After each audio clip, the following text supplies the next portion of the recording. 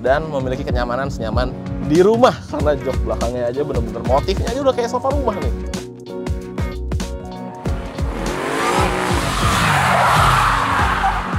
Halo Sobat Setir, selamat datang di Setir Kanan. Kembali lagi sama gue Narendra. Dan pada video kali ini gue akan mencoba bagaimana impresi berkendara dari Wuling Cloud EV.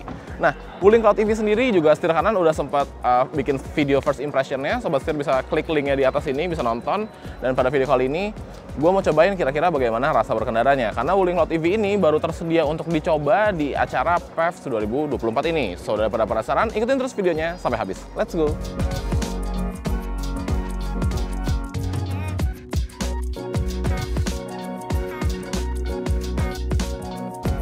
Setir Kanan dengan 50 outlet mobil bekas. Jaringannya luas. Setir Kanan. Oke Sobat Setir, sekarang gue udah ada di dalam dari Wuling Cloud EV. Ada beberapa hal yang mau gue coba dari impresi berkendaranya Wuling Cloud EV ini. Yang pertama gue mau ngebahas dulu masalah posisi duduk.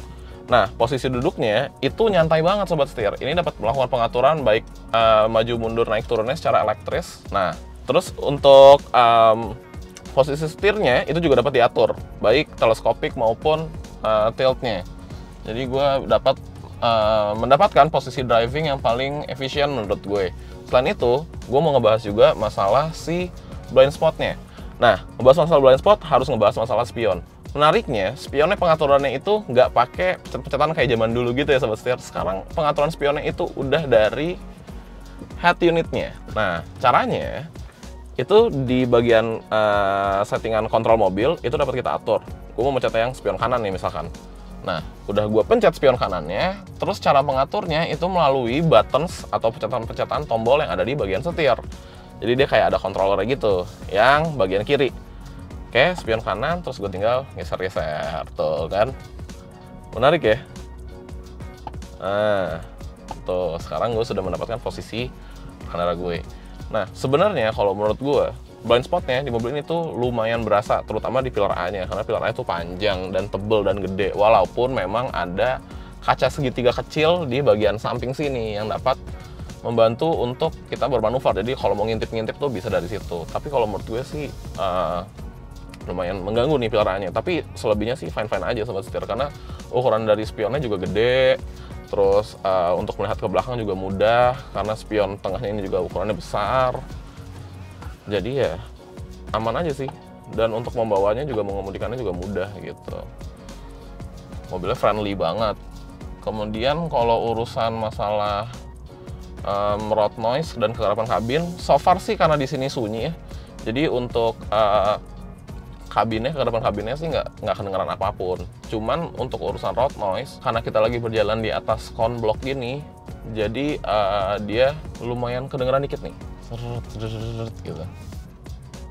Tapi ya masih di batas aman sih, nggak mengganggu juga. Gue mau ngebahas masalah bantingannya.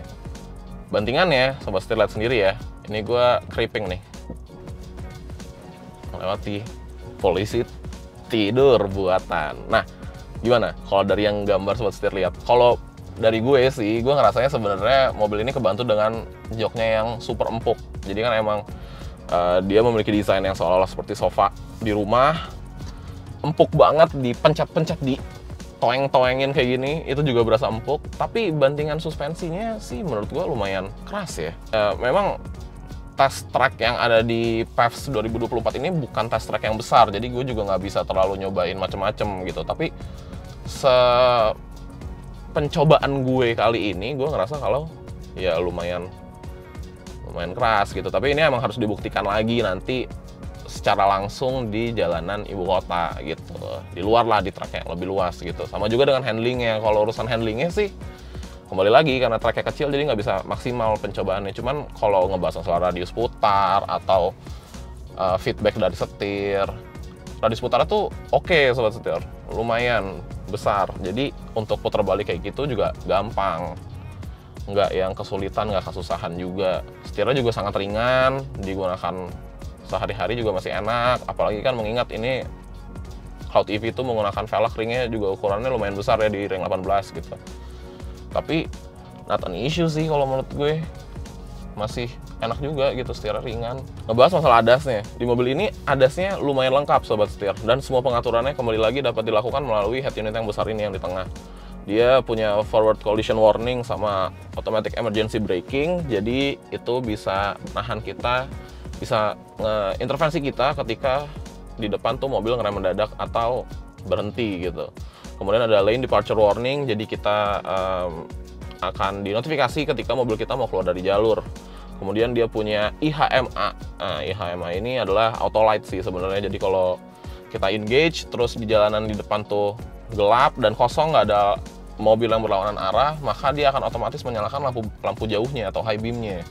Dan yang terakhir ada peringatan lepas tangan. Nah, peringatan lepas tangan ini sih sebenarnya lebih ke warning. Jadi kalau kita lepas tangan nanti dia akan ngasih tahu gitu, kayak, woi pegang lagi dong setirnya gitu. Yang terakhir yang mau gue bahas adalah performanya.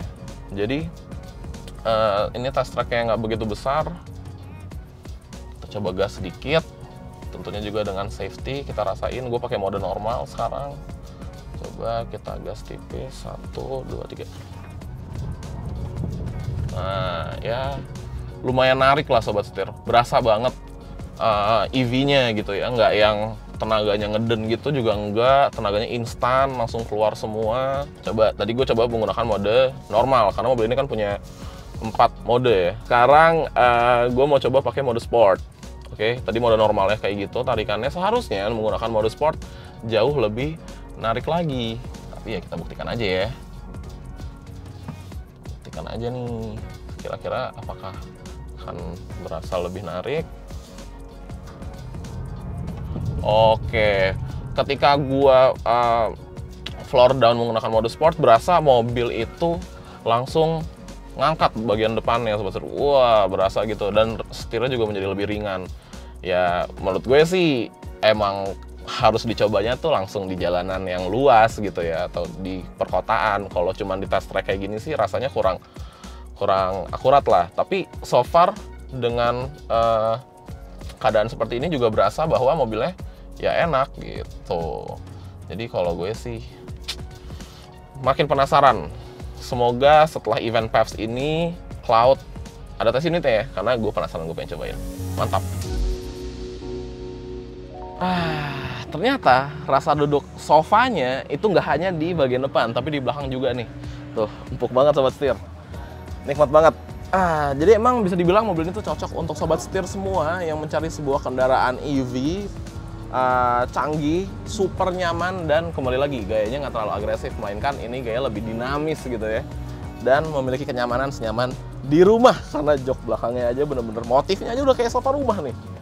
Gitu. Oke sobat setir, kalau gitu jangan lupa untuk klik like, komen, dan subscribe, serta follow TikTok dan Instagram kami di @setirkanan_official. Gue Narendra, sampai ketemu lagi di video selanjutnya. Salam setir kanan. Gue menyantai dulu.